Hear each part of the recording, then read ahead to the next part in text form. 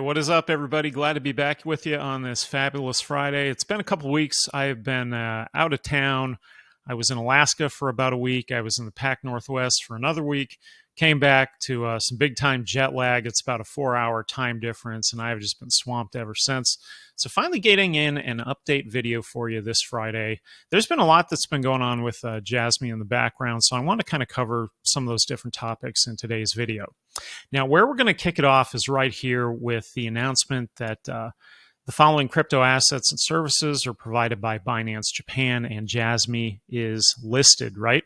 So that's a pretty big deal. We've been waiting on this announcement for a little while. The way this all transpired was that Binance Japan had purchased an exchange. I think it was called Secura Exchange. They converted it to Binance Japan, and now they are re-entering the Japanese market. I want to say they were in it a few years back and left it. Now they are re-entering, okay? Now, this isn't 100% live yet. I guess there's, I think from everything I've seen, there's somewhat of a registration period, and then this sort of goes live later this year around December. Now, there was a wrinkle with this, so let me go to another page here. So on this post right here, this was somebody had caught this and posted. I think Blake had posted this, and basically it's that Jasmy is available to convert, but not for spot. And what that means is convert essentially is sell, right? So if you had some Jasmy on another exchange, you could move it to Binance Japan and sell it, but you cannot simply buy it. And the question is why, right? So if you're looking at this list of coins here, 34 of them are listed for sell and 32 for spot. Now, the other one that wasn't listed for spot was XEM. And what's interesting with this is Boydog7, shout out to you, JB. He essentially thought maybe it was because of the USDT trading pair, and I think he is right on the money. So what we're getting at here is that when Jasmy was listed on Binance, the full Binance, this is months ago, year or two ago, there were more trading pairs. In the time that has transpired since, Binance has removed, I think, something like maybe 3 of those pairs. And what's left now is a pair with USDT. This is Tether. There is a pair with Binance USD. And then there is a pair with, I think it's like Try, and I want to say that's like the Turkish lira. So basically what that means is that in order to buy it, you would need to have that other coin, okay? Now, where the wrinkle is here, let me move myself out of the way here. So it says here, Japan in June 2022 passed a legal framework for stablecoins. So this is true. So that was last year, right? The law requires that stablecoins typically backed by one or more reserve assets must be pegged to the yen, that is the Japanese yen, that would be a yen trading pair, or another legal tender, and guarantee redemption to the holder at face value. So what this means here, this is kind of the crux of, if you've ever heard everybody talk about Tether, like, you know, that could be the next big domino to fall at some point in the future. Maybe, maybe not, right? But the problem with Tether is that to date, Tether has never, to my knowledge, conducted a third-party audit. And what that means is that in order to have a stablecoin, it has to be backed 1-to-1. All other stablecoins, most other stablecoins do this, where they're backed 1-to-1 ratio, which means that if you exchange the stablecoin, you should be able to take back your dollar, right? Or whatever it's backed with. The problem with Tether is that they've never really been able to do that. And that's, I'm assuming that's what the issue is here. So I think this problem essentially would solve itself if Jasmy simply had another trading pair, something like it would say Jasmy and the trading pair would be JPYC or JPY, right? That would be the way to do it, or whatever other stablecoin may come out later this year. The way the stablecoin laws are in Japan, it makes it sound like the financial institutions can issue their own stablecoin, and they're expecting that to happen at some point later this year. So that could be, you know, if you think about the various institutions, each institution could have their own coin. Maybe the government issues a coin. Who knows? I think there's a lot more to come on this topic, and this could be the main reason why. Now, what's interesting in all of this is that when this announcement broke about the Binance Japan and Jasmy, I did see on Twitter where Hara was retweeting numerous posts of this, right? Pretty much everybody who was talking about it, he was retweeting their post. Now, what's interesting is he never said anything about this, which makes me think that he didn't know this part, right? So it's probably caught them maybe a little bit off guard. But again, this is the crypto side of the business, right? So one of the things, there's kind of two things here. So I have been, I would say, critical to date about marketing, right? I've always thought Jasmy needed a marketing manager to transition beyond past just the Japanese and talk to the world. Now, basically, Hara has sort of taken this role, but he is the CFO and he is an accountant. He does not have a marketing background at all, right? So this is the guy who's marketing. Now, there's a new thing that I think they're also missing, and hear me out here. So my thought is this, that I think Jasmy is missing a blockchain expert or blockchain advisor. So if you look at most other projects in crypto, just about every single one of them has some sort of blockchain expert, advisor, whatever. Jasmy doesn't. They don't have one of those. And so I think things like this sometimes catch them off guard. You know, what reels me in with Jasmy is the old guard, the Sony guys, the devices, the laptops, the PDL with, the deals with Transcosmos. That's the stuff that lures me in. What loses me is Jasmy Labs and the announcement of all these miscellaneous partners that I don't even know how those even figure into this. I don't think it's been conveyed very clear to anybody, and we're all just sort of like guessing. And I think the problem there is simply that we are missing a blockchain advisor. So at some point in the future, I throw these ideas out there in cyberspace, whether anyone listens or not. Hey, it is what it is. But if I was running this company, I would have a blockchain advisor, as well as I would probably have a marketing manager, right? So I think a blockchain advisor could get ahead of issues just like this one that sort of sneak up on them, and then they don't really know what to do with it, right? But that's basically what I see is going on here, essentially, is that the trading pair currently, USDT, is not adequate with Japanese stablecoin law, all right? Going back. So let's see here. Here we are back at my page. I wanted to scroll up and touch on this one. This is also really interesting. So this post here that Hara retweeted, if we're looking at this, so it says, Jasmy developed a new passwordless authentication solution, right? And it says, let's see here. Technology for security using a second key, right? The patent. They announced this maybe a month or two ago, and it's basically to have a second security key on top of the first one, right? And it's sort of made up of additional pieces. Now, that's their way of providing stronger security. But the interesting new dynamic here is that they want to be able to do this through essentially a new partnership that was sort of announced, not really in a big way, but kind of under the radar in this article, right? So it says, through joint development and partner companies, this authentication solution can be incorporated into smartphone applications and wearable devices, making it possible to use authentication not only on the internet, but also for a variety of IoT devices, right? So it's pretty interesting what they're talking about here. New technology details, right? So to use this authentication solution, register the AD information and ID password information used for various services on our blockchain platform, including the PDL. So they want you to be able to access the PDL through a biometric solution, right? So this is kind of neat. It's like this is like the tech stuff that people hear and they go, well, that's different. That's something new. I really haven't seen that yet, right? Now, The way this works here is through this partnership with the following companies. So we have Mofiria Corporation, right? So as a leading company in vein authentication, they've introduced a film-type vein authentication module aiming to expand vein authentication to smartphones, smartwatches, and wearable devices. So this is kind of interesting to me because the way things work today, you know, everything's on like you put like your finger on your, let's say your iPhone, and it reads your fingerprint, right? Well, this is talking about reading your biometric vein, essentially how your blood is pumped. So this is like a totally different thing, right?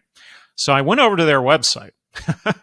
So here is the website here for Mofiria, and it says, enhances your solution services with vein recognition. So this is really weird. So it's like reading this part of your finger, not what you would normally do with your fingerprint. And here's a little device here. Look, the vein authentication device. So, you know, this is almost like a bit of a Star Trek kind of thing, you know, like a new technology we really haven't seen before. But this is what they want to be able to use. They essentially, all you'd have to do is put your finger on there, and then you could access the PDL, right? So I think that's pretty cool overall. Now, let me go back here. Now, some of the other partners in here, we've got this SmartCom Laboratories develops individual solutions that aim to solve issues in the medical field and provide comprehensive community care by using IoT technology to sense the workplace and achieve well-being.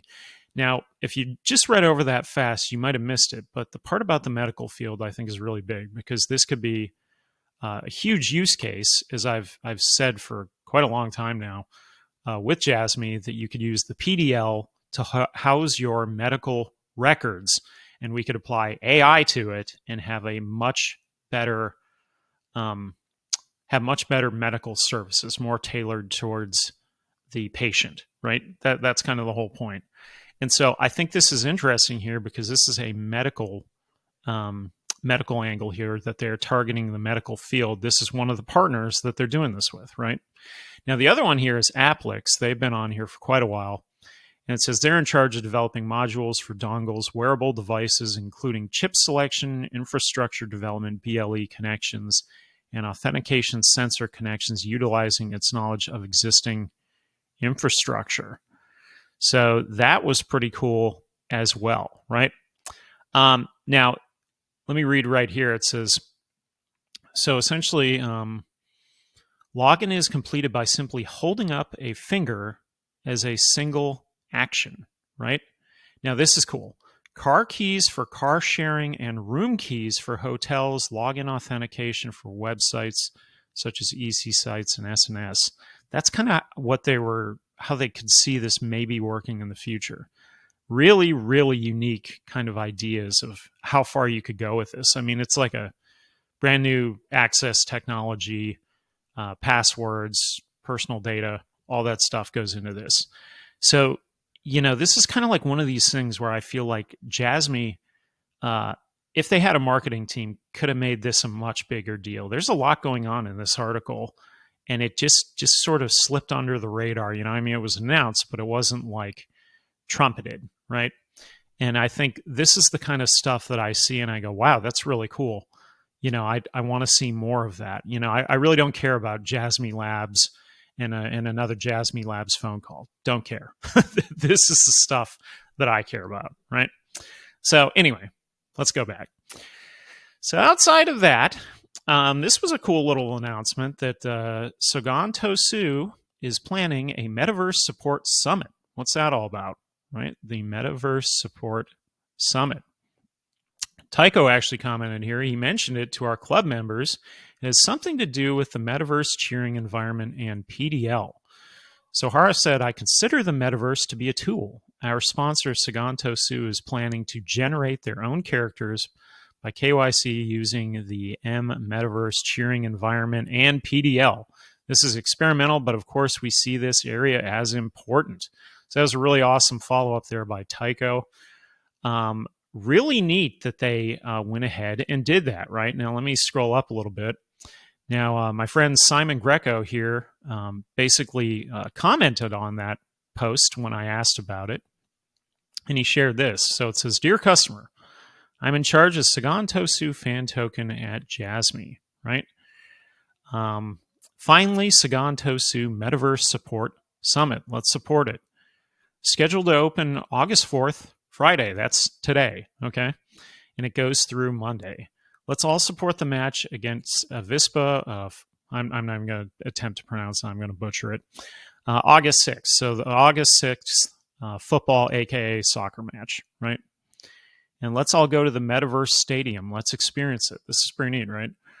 Anyone with a smartphone can easily enter the Metaverse Studio. How to enter the Metaverse space and how to enjoy it on the day will be announced on the special site below and in the fan token app. There we go. So I thought this was kind of funny. Lil Bidman, and he's been posting nonstop lately. If you don't follow him, he's got a lot of really good research. He posted the bird dancing around. I thought that was really funny. That's the Sagan Tosu mascot. And, I do have to say that sometimes when Jasmy loses me a little bit, I'll be honest, they kind of lose me with Jasmy Labs. I really don't care about Jasmy Labs. I care about like the real tech. I care about the partnerships. I care about the devices, all that stuff. Lil Bidman has a way of kind of drawing me back in when I sort of stray a little bit. he'll post something, I look at it and I go, huh, that's interesting, right? I'm sure a lot of other people feel the same way about that. So shout out to him. Now moving on up from there, let me see if I had anything else in here I really wanted to share. I think most of my other posts were about credit card stuff, as well as the overall market climate here in the US. But we did have this post here from Hara about coin store users. Essentially, it says Jasmy plans to aggressively expand into Southeast Asia this year. Interesting, right? Especially the Indonesian region. This is another thing that's like, why isn't that a post on itself? You could, on its own, say, Jasmy plans a large expansion to Indonesia. Here's what we're doing, X, Y, and Z. But they don't do that, right? It's always under the radar. And it's like you got to try and pick the information out of here. So anyhow, it's already begun rolling out to our original product, Blockchain PC. We've entered into this partnership as part of this effort, right? Please take this opportunity to touch Jasmy. So that's a little bit of translation here. But pretty cool. Coinstore.com lists Jasmy, right? Now, some other things I kind of wanted to go to and take a look at. Wanted to go over to TradingView and kind of, just look at the TradingView chart and kind of everything that's happening, right? So here's the Jasmy chart the way I see it. Currently, it's just kind of fumbling around down here, not a whole lot going on. When you look at the Bitcoin cycles and potential Bitcoin halving 2024, we definitely have a ways to go for that.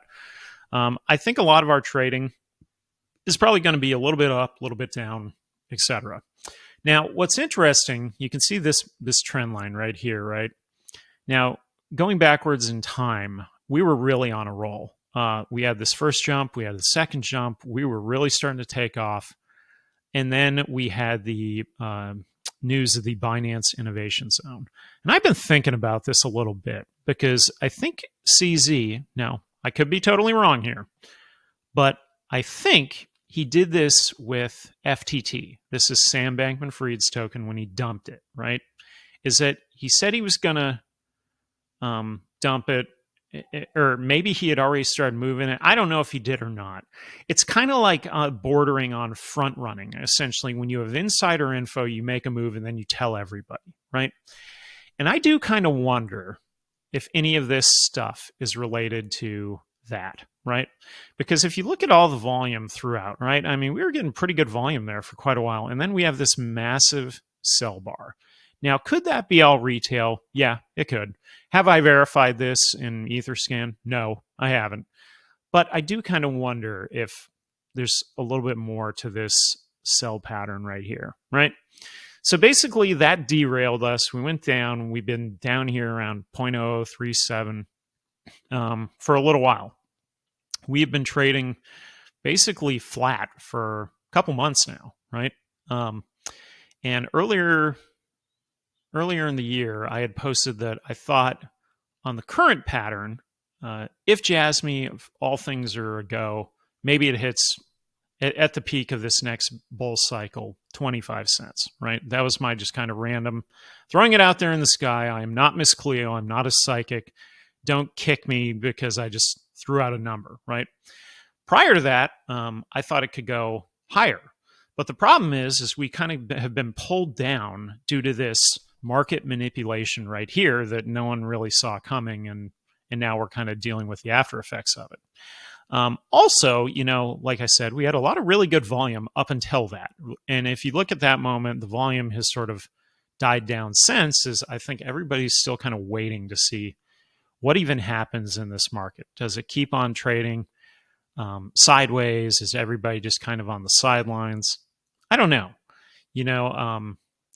I think we'll have to look more into that. But it would be interesting, for anybody who follows etherscan to maybe take a deeper dive on this day right here. It's May 10th, right? There could be more to that story, and I am curious about it. All right. Moving on. Now, going over to etherscan, this is the DWF Labs account. So this is interesting that my last video I did on Jasmy a couple weeks ago, 2-3 weeks ago, a month ago, we basically figured out who their market maker partner was before they announced it. Today, Hara announced its DWF Labs. And this is kind of how things work with this token, is that our team of people, friends, etc., is so good at digging and finding things that often we already know what's going on before they tell us, okay? This is another one of those things. And the reason I wanted to show this was that DWF Labs basically took in, I think it was 700 million Jasmy coins, and then they moved them to this account right here, okay? Now, the reason I'm sharing this is they have not moved out yet, okay? Now, the way a market maker works is if you let people know it's a market maker, essentially they're an investor with the company's funds. They're trying to build up the market and the interest over time. So oftentimes in crypto, you'll see charts that are like just sort of trending down, and then there's a massive candle. Well, what is that? It could be a market maker, okay? And so if you're not disclosing that you have a market maker, that's something they consider to be wash trading, right? And it's kind of shady because you're sort of misleading people. But if you tell people you're using a market maker, then that means you're essentially trying to build the market. And theoretically, if they do it right, then they can build up the value of the coin, which is exactly what Jasmy needs. So something like this is actually a good thing for the Jasmy chart, which let me go back to it. If you look at the Jasmy chart right here, like I said, I mean, it's been kind of floundering ever since the Binance manipulation that happened right here, right? And so it would probably be a good thing to get a market maker involved to steadily build up the volume again, because ever since that happened, I mean, if you look at the volume, it's been pretty low, right? It hasn't been what it was before. This is where everyone was getting excited, and that's where the big market manipulation tore it all down, right? So that's an interesting little nugget. Now, somewhere else I wanted to go for the last part of the video today is over to the 2023 roadmap. So over here at the roadmap, we are now, I guess, into quarter 3, essentially. Release of the platform mutual support function for fan token. This could be kind of coinciding with that Sagan Tosu Metaverse summit, right? Conduct data marketing verification. Not really sure what that is yet. We're going to find out more, right? Develop carbon credit consortium. That's been on here throughout. And then we go into quarter 4, where essentially this is really interesting here. This is for the fan token, develop Jasmy coin investment function, right? I wonder if this is the DD points coming into that app. That could be what this is. We got the PDL start data value exchange. That's really important for raising the value of the project overall. That could actually start improving the price, because that's the thing that is the deflationary mechanism, right? That's taking coins out of the market, locking them up. So hopefully that does come online fourth quarter. And then we have further development of the carbon credit consortium, right? That's kind of what's been going on. Now, outside of all of this stuff, Jasmy did announce that they wanted to start an ambassador program. Anybody who follows Jasmy and simply wants to disseminate information to anyone else, I'm sure on multiple platforms, can sign up for this. The team, as far as I'm aware, is just sort of evaluating those applications and picking whoever they'd like. If you're wondering if I signed up, I did not. My reason for that is more so I kind of like just commenting. I like being able to throw my views out there. I don't want to be limited in any way in what I can say about it. Okay. Like the channel says, it's keeping it real. And that's pretty much what I try to do here on this channel, is keep it real with exactly, here's what's happening with Jasmy. Now, the funny thing with Jasmy, like I said, is that some of the news as of late, everything involving Jasmy Labs just kind of loses me. It doesn't resonate. I don't understand how it applies. And if I don't get it, then that means a lot of people probably don't get it either. Because, I've been following this blockchain stuff for a long time now, and I understand how most of it works. But when you keep announcing partners that I don't even see how they fit in, it kind of loses me, right? And so, it's funny because I have a DCA, a dollar cost average, that I do on a daily basis. And I've had that thing going forever. I turned it off for a few days with some of the Jasmy Labs stuff. I was just like, what are they talking about? Like, none of this makes any sense to me, nor do I care. I don't care. What I care about are the PDLs, the real world use case. I care about, using the finger. I care about the patents. I care about the laptops. Give me the real information. That's the stuff that I want to know about, right? So they did lose me a little bit, but then they end up posting something like some of these articles. I really read into them and I go, wow, that sounds really cool. You can just log in through essentially your biometric screening of the way your blood is pumping through your finger. Huh. That's pretty cool, right? And then I'll turn it back on. So anyhow, it is all very speculative. Whether it goes to $1 million or not, who knows? Whether it goes to, $16, $17 in 2026, I doubt it. The reason I say that is that that's a barrier for Bitcoin. So it would be really, really hard. It would be bucking the trend and it would be on its own path. So could it happen? Yeah. Is it likely? Probably not. Now, whatever it does hit, if you keep on stacking it while it's low, the further chances you have of it doing well. Now, you also have the chance that, it never goes anywhere, right? Now, I don't know if that's really going to happen, because the unique wrinkle with Jasmy is all of the backroom government ties, these huge corporations they're tied into. They're kind of sort of there. They're kind of not. It's like there was another one recently with Sony where I think it was Level 8 on Twitter. He somehow figured out that they basically said it was like an offshoot company of Sony, right? And so we've always kind of wondered that from the beginning. And I listened to Dip Metaverse's call the other day where he was talking about, when these guys left Sony, they wouldn't burn that bridge. And I agree 100%. Ando was there like 50 years. So could there still be a tie there? Could there still be connections? Absolutely. There definitely could. What I would really like to see is just more out of like Sato, more out of Ando. I got enough out of Hara right now, right? I like that Hara's on Twitter. I like that he's active. I get it. I like that Akira is on here. That's cool too. I like that they're doing the ambassador program, but I want to see more out of the big guys, right? I want to see a little more there. I think that would go a long way, especially with like investor confidence, building the thing up. And I really think, as I said earlier, that they need a blockchain advisor. They really do, to kind of stop missing some of these like things that come up. Like if you look at a Star, for example, that's the other big Japanese crypto. The guy behind it, he is a blockchain guy, right? He's not like a corporate executive that's sort of backed into blockchain.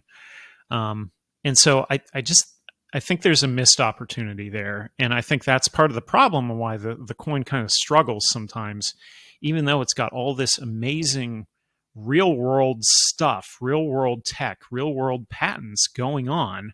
It's like it's not quite resonating because you're not communicating, you're not highlighting each thing in its own way to make the most out of it. So, anyhow, that's where I leave it today. A lot of different updates going on here, a lot of things in the works.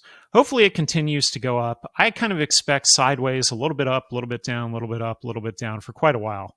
I think that could go on indefinitely, kind of all the way up to the halving, really. And then after that, that's kind of when things should really take off. But the further we can build up before then, the better. So the more Jasmy can do, the more Hara can post, the more information they can put out there, I think would really go a long way with the investment community. And we'll see what happens, right? So anyway, that is your Friday update here on Jasmy. I wanted to just, like I said, put this together, especially since I know some of the viewers are like, dude, where have you been? I'm not dead, right? I am not dead. Still alive, still posting. And I'll get another update out for you shortly. So as always, if you enjoyed today's video, make sure to hit the like button, make sure to subscribe, check me out on Twitter, check out my website, whatever you want to do, and I will catch you on the next one. Later.